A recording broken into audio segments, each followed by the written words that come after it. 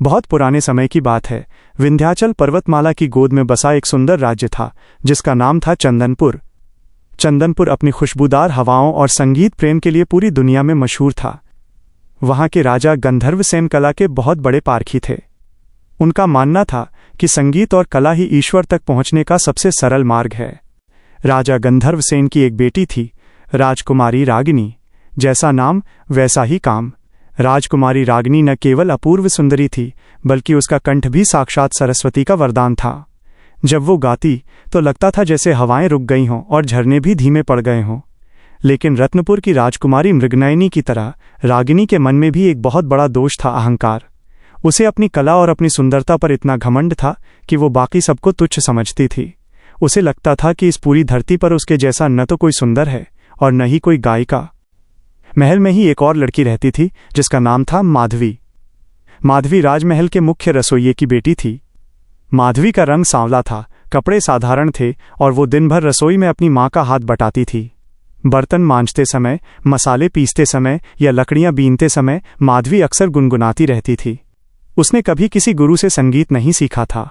उसने तो बस जंगल की कोयल, हवा की सरसराहट और बारिश की बूंदों से सुर पकड़े थे। उसकी आवाज में एक ऐसा दर्द और ऐसी पवित्रता थी जो सीधे आत्मा को छू लेती थी।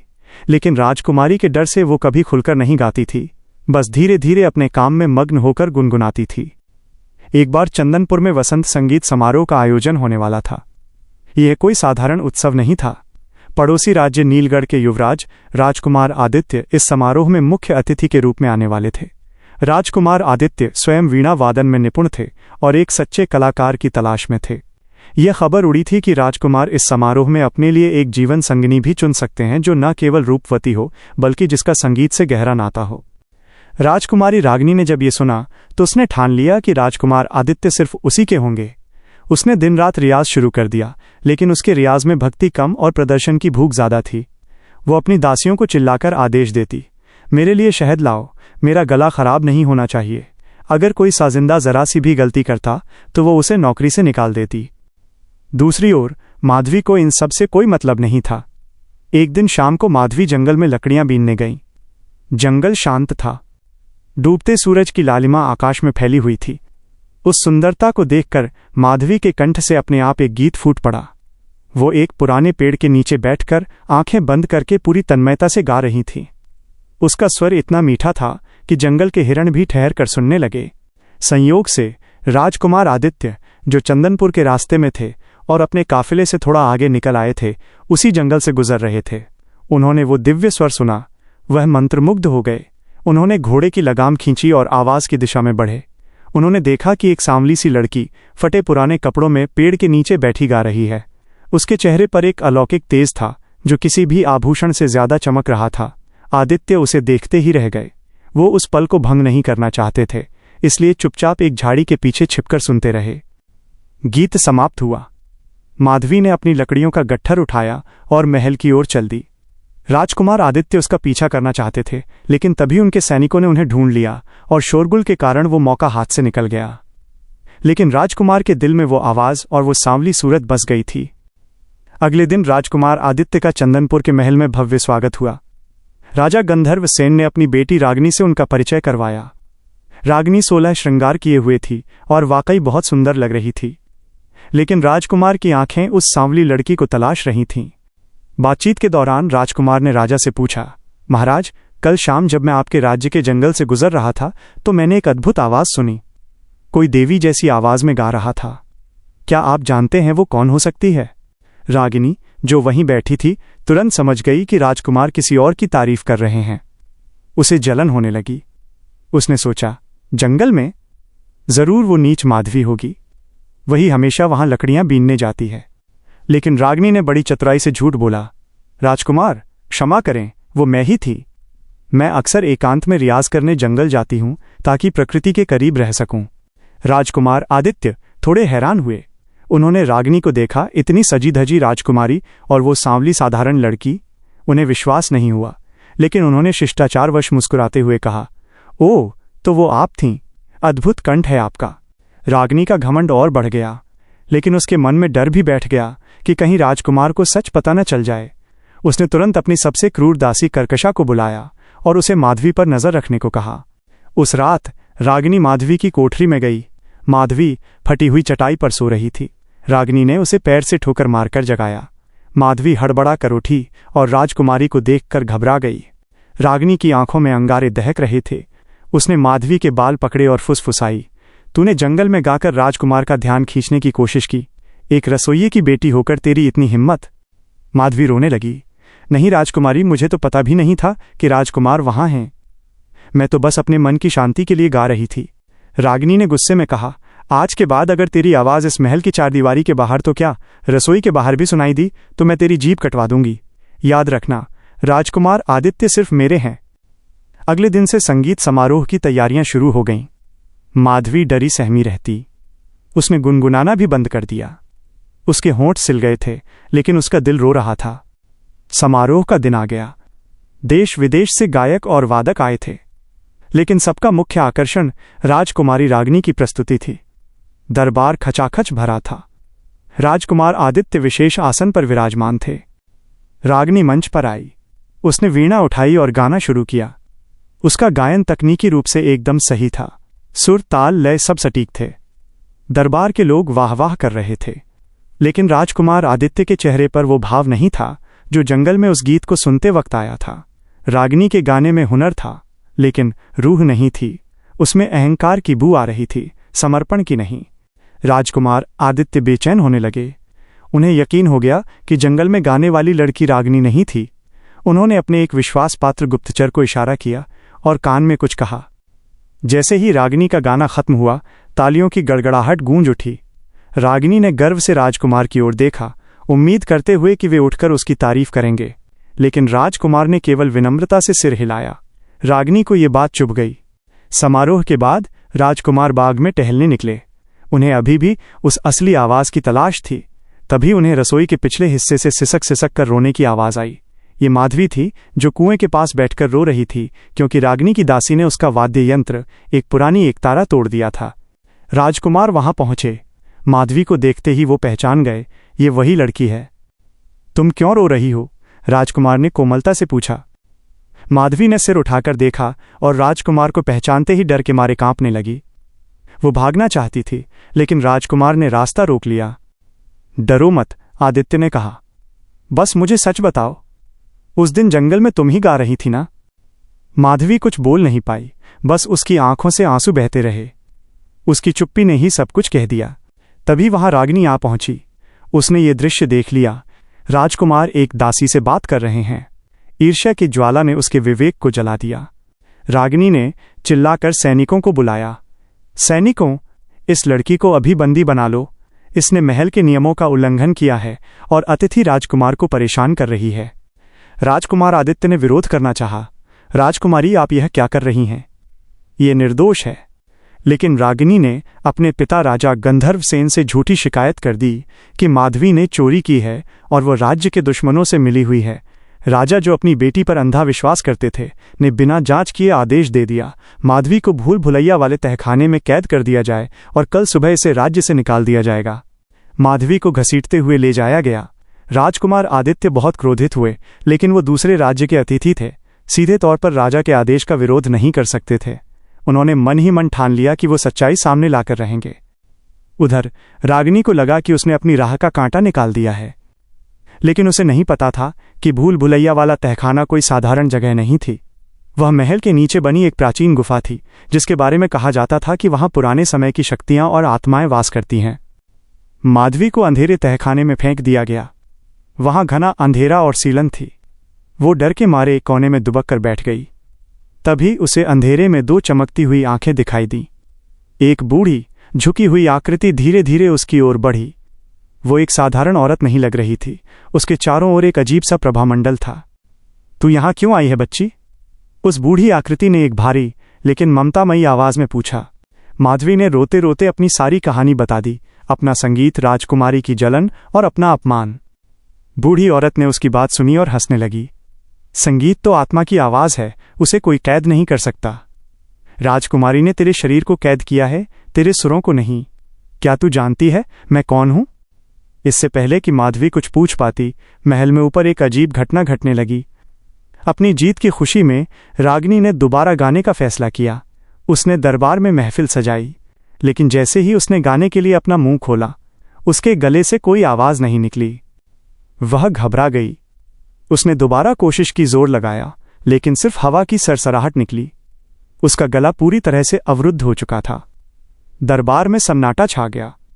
लोग कानाफूसी करने लगे। रागिनी का चेहरा शर्म और डर से सफेद पड़ गया।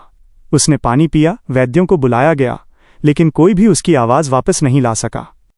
उसी वक्त नीचे तहखाने में वो बूढ़ी औरत माधवी के माथे पर हाथ रख रही थी।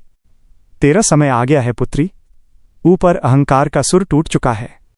अब सच्चाई के सुर को गूंजना होगा, लेकिन सावधान रहना, ये राह आसान नहीं होगी। राजकुमारी का अहंकार उसे एक डायन बना सकता है। क्या तुम उस चुनौती के लिए तैयार हो? माधवी ने कांपते हुए पूछा। मेरे साथ क्या होने वाला है? और राजकुमारी की आवाज को क्या हुआ? बूढ़ी औरत की आंखों में एक रहस्यमयी चमक थी। उसने कहा, यह तो बस शुरुआत है। दरबार में सन्नाटा ऐसा था कि सुई गिरने की आवाज भी गूंज उठे। राजकुमारी रागिनी मंच पर खड़ी थीं। उनका मुंह खुला था, गले की नसें तनी हुई थीं, लेकिन सुर नदारद थे। जिस कंठ से कभी झरने जैसी आवाज निकलती थी, वहां अब रेगिस्तान जैसी वीरान खामोशी थी। राजा गंधर्व सेन सिंहासन से उठ खड़े हुए। वैद्य, राजवैद्य को तुरंत बुलाया जाए। राजकुमारी को क्या हुआ? उनकी आवाज में घबराहट थी। रागिनी ने अपनी गर्दन पर हाथ रखा। उसकी आंखों में आंसू नहीं, बल्कि दहशत थी। उसने अपनी दासियों की ओर देखा, फिर राजकुमार आदित्य की ओर। राजकुमार की आंखों में दया थी, लेकिन रागिनी को उसमें व्यंग्य दिखाई दिया। उसे लगा कि राजकुमार मन ही मन उस पर हंस रहे हैं। अपमान की एक लहर उसके शरीर में दौड़ गई। वो अपना कीमती हार तोड़ते हुए मंच से नीचे भागी और अपने कक्ष की ओर निकल गई। पूरा दरबार स्तब्ध था। उत्सव भंग हो चुका था। राजकुमार आदित्य ने गहरी सांस ली। उन्हें समझ आ गया था कि यह कोई साधारण बीमारी नहीं है, यह प्रकृति का न्याय है। लेकिन उनका मन अभी भी माधवी पर अटका हुआ था। उन्हें पता था कि रागिनी का ये हाल माधवी के अपमान से जुड़ा है। उसी समय महल के नीचे अंधेरे और सीलन भरे भूल भुलैया तहखाने में एक अलग ही दृश्य था। माधवी उस बूढ़ी औरत के सामने बैठी थी। उस बूढ़ी औरत का चेहरा झुर्रियों से भरा था, लेकिन उसकी आंखें तारों की तरह चमक रही थीं। दादी, आप कौन हैं? माधवी ने डरते हुए पूछा। और राजकुमारी की आवाज को क्या हुआ? बूढ़ी औरत ने एक सूखी हंसी हंसी। मैं? लोग मुझे स्वरमाता कहते थे कभी। सदियों पहले मैं इस राज्य की राजगायिका थी, लेकिन मैंने संगीत को ईश्वर माना और आज के राजाओं ने उसे मनोरंजन। इसलिए मैंने खुद को यहां कैद कर लिया। मैं इंतजार कर रही थी एक ऐसी आवाज का जो दिल से निकले, अहंकार से नहीं। स्वरमाता ने माधवी के सिर पर हाथ रखा। बेटी, राजकुमारी की आवाज किसी बीमारी ने नहीं छीनी। जब अहंकार का घड़ा भर जाता है तो सरस्वती अपना वरदान वापस ले लेती हैं। रागिनी ने संगीत का अपमान किया है। उसने उसे हथियार बनाया, प्रार्थना नहीं। अब केवल एक सच्चा सुर ही इस राज्य को और राजकुमारी को बचा सकता है। लेकिन क्या तुम में वो साहस है? माधवी ने सिर झुका लिया। मैं तो एक मामूली दासी हूं दादी, मैं क्या कर सकती हूं? यही तो तुम्हारी ताकत है, स्वरमाता ने कहा। तुम्हें लगता है तुम कुछ नहीं हो, इसलिए तुम सब कुछ बन सकती हो। आज से तुम्हारा असली शिक्षण शुरू होगा। वो संगीत नहीं जो कानों को अच्छा लगे, बल्कि वो संगीत जो पत्थर को भी पिघला दे। 2 दिन बीत गए। महल में शोक का माहौल था। देश विदेश के बड़े बड़े वैद्य आए, झाड़ फूंक करने वाले आए, लेकिन रागिनी की आवाज नहीं लौटी। रागिनी ने खाना पीना छोड़ दिया था। वो अपने कक्ष में आईनों को तोड़ रही थी। उसका गुस्सा अब पागलपन में बदल रहा था। उसने इशारों में अपनी दासी कर्कशा को बुलाया और एक कागज पर लिखा, ये सब उस मनहूस माधवी के कारण हुआ है। जब से मैंने उसे दंड दिया, मेरी आवाज चली गई। वो डायन है। जाओ, तहखाने में जाओ और उसे खत्म कर दो। जब तक वो जिंदा है, मेरी आवाज नहीं लौटेगी। कर्कशा, जो अपनी मालकिन की तरह ही क्रूर थी, एक खंजर लेकर तहखाने की ओर चल दी। उधर राजकुमार आदित्य शांत नहीं बैठे थे। उन्होंने भेष बदला, एक साधारण सैनिक का। वो जानते थे कि राजा गंधर्व सेन अपनी बेटी के मोह में अंधे हैं, इसलिए वे सीधे राजा के पास नहीं जा सकते थे। आदित्य ने महल के पुराने नक्शे निकाले और उस तहखाने का रास्ता खोजा जहां माधवी को ले जाया गया था। रात का 3रा पहर था। राजकुमार मशाल लेकर सीढ़ियों से नीचे उतरे। वहां की हवा भारी थी। तभी उन्हें एक चीख सुनाई दी। नहीं, छोड़ो मुझे। ये माधवी की आवाज थी। राजकुमार तेजी से दौड़े। उन्होंने देखा कि कर्कशा हाथ में खंजर लिए माधवी की ओर बढ़ रही है और माधवी एक कोने में दुबकी हुई है। लेकिन आश्चर्य की बात यह थी कि वह बूढ़ी औरत स्वर माता वहां नहीं थी। वो गायब हो चुकी थी, या शायद वो केवल माधवी को दिखाई देती थी। रुक जाओ! राजकुमार आदित्य की आवाज गुफा में गूंजी। कर्कशा हड़बड़ा गई। उसने मुड़कर देखा। एक साधारण सैनिक को देखकर उसका डर निकल गया। तू कौन है? राजकुमारी का आदेश है। बीच में मत आ। आदित्य ने अपनी तलवार निकाली और एक झटके में अपना चेहरा दिखाया। मैं नीलगढ़ का राजकुमार आदित्य हूं, और अगर तुमने इस लड़की को हाथ भी लगाया तो तुम्हारा सिर धड़ से अलग होगा। कर्कशा के हाथ से खंजर गिर गया। वो घुटनों पर गिर पड़ी। क्षमा करे राजकुमार, मैं तो बस आदेश का पालन कर रही थी। आदित्य ने माधवी की ओर हाथ बढ़ाया। उठो माधवी, यहां से चलने का समय आ गया है। माधवी कांप रही थी। लेकिन राजकुमार, अगर मैं भागी तो राजा मेरे पिता को मार डालेंगे। तुम्हारे पिता और पूरे परिवार को मैंने पहले ही सुरक्षित स्थान पर भिजवा दिया है, आदित्य ने मुस्कुराते हुए कहा। अब हमें राजा गंधर्वसेन की आंखों से पट्टी हटानी होगी। महल के ऊपरी हिस्से में रागिनी का धैर्य जवाब दे चुका था। वैद्यों की नाकामी के बाद उसने एक खतरनाक रास्ता चुना। उसने राज्य के बाहर बीहड़ में रहने वाले एक अघोरी तांत्रिक भैरवनाथ को गुप्त रूप से बुलवाया। भैरवनाथ आधी रात को रागिनी के कक्ष में आया। उसकी आंखों में लालच था। आवाज चाहिए राजकुमारी? उसने अपनी भयानक आवाज में पूछा। रागिनी ने सिर हिलाया। उसने अपने गले के हीरो का हार उतारकर उसके सामने फेंक दिया। भैरवनाथ हंसा। हीरे मोती नहीं चाहिए। अगर तुम्हें अपनी आवाज वापस चाहिए, और वो भी पहले से ज्यादा सुरीली, तो अमावस्या की रात को काली पहाड़ी पर आना होगा। वहां एक यज्ञ होगा। तुम्हें उस व्यक्ति के प्राणों की आहुति देनी होगी जिसका संगीत तुमसे बेहतर है। रागिनी की आंखों में चमक आ गई। माधवी! उसे लगा कि माधवी मर चुकी है, क्योंकि उसने कर्कशा को भेजा था। लेकिन तभी कर्कशा ने दौड़ते हुए आकर खबर दी कि राजकुमार आदित्य माधवी को लेकर भाग गए हैं। रागिनी का गुस्सा 7वें आसमान पर था, लेकिन तांत्रिक की बात ने उसे एक नई योजना दी। उसने सोचा, माधवी जिंदा है, ये तो और भी अच्छा है। मैं स्वयं उसकी बलि दूंगी और उसकी ही आवाज छीन लूंगी। रागिनी ने तुरंत अपने पिता के पास जाकर झूठ लिखा। पिताजी, राजकुमार आदित्य ने मेरा अपमान किया है। उन्होंने उस दासी माधवी के साथ मिलकर मुझ पर काला जादू किया है, इसीलिए मेरी आवाज गई है। वे दोनों राज्य से भाग रहे हैं। राजा गंधर्वसेन क्रोध से पागल हो गए। उन्होंने अपनी पूरी सेना को आदेश दिया, राजकुमार आदित्य और दासी माधवी को पकड़कर लाओ, जिंदा या मुर्दा। आदित्य और माधवी जंगल के रास्ते भाग रहे थे। वे नीलगढ़ की सीमा तक पहुंचना चाहते थे। जंगल में रात बिताते समय माधवी बहुत उदास थी। राजकुमार, मेरी वजह से आपकी जान खतरे में है, माधवी ने कहा। आदित्य ने आग में लकड़ी डालते हुए कहा, माधवी, यह लड़ाई सिर्फ तुम्हारी या मेरी नहीं है, ये सत्य और मिथ्या की लड़ाई है। रागिनी को लगता है कि संगीत पर उसका अधिकार है। उसे नहीं पता कि संगीत तो हवा की तरह है, वो महलों में कैद नहीं होता। तभी जंगल में घोड़ों की टापों की आवाज गूंजने लगी। राजा के सैनिकों ने उन्हें घेर लिया था। वे संख्या में बहुत ज्यादा थे। आदित्य ने अपनी तलवार निकाली, लेकिन माधवी ने उनका हाथ पकड़ लिया। नहीं राजकुमार, रक्तपात नहीं, माधवी ने कहा। स्वर माता ने कहा था कि मेरा संगीत पत्थर पिघला सकता है। आज मुझे कोशिश करनी होगी। सैनिक करीब आ रहे थे। सेनापति ने चिल्लाया, आत्मसमर्पण कर दो। माधवी ने अपनी आंखें बंद कीं। उसने उस बूढ़ी दादी की दी हुई सीख को याद किया, डर को निकालो, करुणा को आने दो। उसने अपने गले से एक अलाप छेड़ा। वो राग दीपक नहीं था जो आग लगा दे, और न ही राग मेघ जो बारिश ला दे। वो राग शांति था। माधवी की आवाज रात के सन्नाटे में एक दिव्य प्रकाश की तरह फैली। वो आवाज इतनी करुण, इतनी पवित्र थी कि सैनिकों के घोड़े वहीं ठिठक गए। सैनिकों के हाथ से तलवारें ढीली पड़ गईं। उस आवाज में उनकी मां की लोरी थी, उनके बचपन की हंसी थी और परमात्मा की पुकार थी। सेनापति की आंखों में आंसू आ गए। वो भूल गया कि वो किसे गिरफ्तार करने आया है। वो बस सुनता रहा। लेकिन तभी एक तीर सनसनाता हुआ आया और माधवी के पास पेड़ पर लगा। ये राजा गंधर्वसेन का तीर था, जो रथ पर सवार होकर वहां आ पहुंचे थे। उनके कानों में रुई ठुसी हुई थी, रागिनी की सलाह पर, ताकि वो माधवी के जादू में न आए। पकड़ लो इन्हें, राजा ने आदेश दिया। सम्मोहन टूट गया। सैनिकों ने भारी मन से आदित्य और माधवी को बंदी बना लिया। अध्याय 5, काली पहाड़ी का यज्ञ। अगला दिन अमावस्या का था।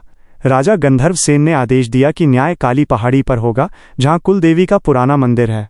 रागिनी ने यही स्थान चुना था ताकि वो तांत्रिक की विधि पूरी कर सके। पूरा राज्य वहां जमा था। माधवी और आदित्य को जंजीरों में जकड़ कर लाया गया। रागिनी वहां मौजूद थी। उसके पास तांत्रिक भैरवनाथ एक पुरोहित के भेष में खड़ा था। रागिनी ने राजा को लिखकर दिया, पिताजी, देवी का संकेत है कि अगर माधवी और मैं संगीत की प्रतियोगिता करें तो सत्य सामने आ जाएगा, लेकिन शर्त यह है कि हारने वाले को अपने प्राण त्यागने होंगे। राजा ने घोषणा कर दी। आदित्य चिल्लाए, यह अन्याय है। रागिनी की तो आवाज ही नहीं है, वो कैसे गाएगी? तांत्रिक ने दखल दिया, देवी की कृपा से इस पवित्र अग्नि के सामने राजकुमारी की आवाज कुछ पलों के लिए लौटेगी। ये सत्य की परीक्षा है। वास्तव में तांत्रिक ने रागिनी को एक काला काढ़ा पिलाया था, जिससे कुछ समय के लिए उसकी आवाज लौट सकती थी, लेकिन यह बहुत दर्दनाक था और अस्थायी था। प्रतियोगिता शुरू हुई। सबसे पहले रागिनी ने गाया। जैसे ही उसने मुंह खोला, एक तेज, तीखी और शक्तिशाली आवाज निकली। उसने बहुत कठिन ताने ली, अपनी सांस रोकी और अपनी कला का प्रचंड प्रदर्शन किया। लोग चकित थे। उसकी आवाज में जादू था, लेकिन वह काला जादू था। उसकी आवाज सुनकर वहां लगे पेड़ पौधे मुरझाने लगे, पक्षी डरकर उड़ गए, आकाश में काले बादल घिर आए। यह भय का संगीत था। रागिनी गाती रही। उसकी आंखों से खून के आंसू बह रहे थे, लेकिन वह रुकी नहीं। उसे जीतना था। जब रागिनी रुकी तो लोग डर के मारे तालियां बजाने लगे। रागिनी ने घमंड से माधवी की ओर देखा। अब माधवी की बारी थी। माधवी जंजीरों में थी। उसके पास कोई साज नहीं था। उसने अपनी आंखें बंद की। उसने रागिनी के विध्वंसक संगीत की गूंज को महसूस किया। उसे लगा कि प्रकृति रो रही है। उसे प्रकृति को ही ठीक करना था। माधवी ने राग संजीवनी शुरू किया। शुरुआत में उसकी आवाज बहुत धीमी थी, जैसे भोर की पहली किरण। धीरे धीरे सुर बढ़ने लगे। माधवी ने किसी को हराने के लिए नहीं गाया, उसने रागिनी के दर्द को ठीक करने के लिए गाया। उसने राजा के अंधेपन को दूर करने के लिए गाया। उसने मुरझाए हुए फूलों के लिए गाया। उसकी आवाज हवाओं में घुल गई। काले बादल छंटने लगे। जो फूल रागिनी के गाने से मुरझा गए थे, वे फिर से खिल उठे। जंजीरें जो लोहे की थीं, उनके जोड़ ढीले पड़ने लगे। राजा गंधर्व सेन, जिन्होंने कानों में रुई डाल रखी थी, उन्हें भी एक कंपन महसूस हुआ। उन्होंने अपने हाथों से रुई निकाल फेंकी, और जैसे ही उन्होंने वो आवाज सुनी, वे अपने घुटनों पर गिर पड़े। उन्हें अपनी पत्नी रागिनी की मां की याद आ गई, जो ऐसी ही पवित्रता से गाती थीं। तांत्रिक भैरवनाथ चिल्लाया, बंद करो ये आवाज। माधवी का पवित्र संगीत उसके काले जादू को काट रहा था। तांत्रिक को पीड़ा होने लगी और वो पहाड़ी से नीचे भाग गया। रागिनी अपनी जगह खड़ी थी। माधवी का संगीत उसके कानों में नहीं, सीधे उसकी आत्मा में प्रवेश कर रहा था। वो लड़ना चाहती थी, नफरत करना चाहती थी, लेकिन उस संगीत ने उसके अंदर की सारी कड़वाहट को धोना शुरू कर दिया। उसे पहली बार महसूस हुआ कि वो कितनी अकेली है, कितनी खाली है। माधवी का गीत चरम पर पहुंचा और समाप्त हुआ। एक गहरी शांति छा गई। सन्नाटा टूटा राजा गंधर्व सेन के रोने की आवाज से। वे दौड़कर आए और माधवी के चरणों में गिरना चाहा, लेकिन आदित्य ने उन्हें थाम लिया। महाराज, ये आप क्या कर रहे हैं? राजा ने कहा, मैंने हीरे को कांच समझा और कांच को हीरा। मुझे क्षमा कर दो बेटी। तभी एक जोरदार चीख सुनाई दी। ये रागिनी थी। वो जमीन पर पड़ी तड़प रही थी। तांत्रिक का असर खत्म हो रहा था और उसके गले में भयानक जलन हो रही थी। माधवी दौड़कर रागिनी के पास गई। रागिनी ने घृणा से उसे देखा और इशारे से दूर रहने को कहा, लेकिन माधवी ने कहा, राजकुमारी, संगीत बैर नहीं, मरहम है। माधवी ने पास के झरने से पानी लिया और एक विशेष मंत्र, जो स्वर माता ने सिखाया था, गुनगुनाते हुए रागिनी को पिलाया। पानी पीते ही रागिनी की जलन शांत हो गई। वह उठकर बैठ गई। उसने बोलने की कोशिश की। माँ, माँ। आवाज टूटी फूटी थी, बहुत कर्कश थी, लेकिन वापस आ गई थी। रागिनी ने माधवी की ओर देखा। इस बार उसकी आंखों में घमंड नहीं था। वो टूट चुकी थी। उसकी सुंदरता, जिसे वो अपना हथियार समझती थी, अब आंसुओं और धूल से सनी थी। रागिनी ने राजा और आदित्य की ओर देखा, फिर माधवी के पैरों में गिर पड़ी। मुझे मार डालो, उसने अपनी फटी हुई आवाज में कहा। मैं जीने के लायक नहीं हूं। मैंने अपनी ईर्ष्या में अपने पिता, अपने राज्य और संगीत, सबका अपमान किया। माधवी ने उसे उठाया और गले लगा लिया। राजकुमारी, अपनी गलती मान लेना ही सबसे बड़ा प्रायश्चित है।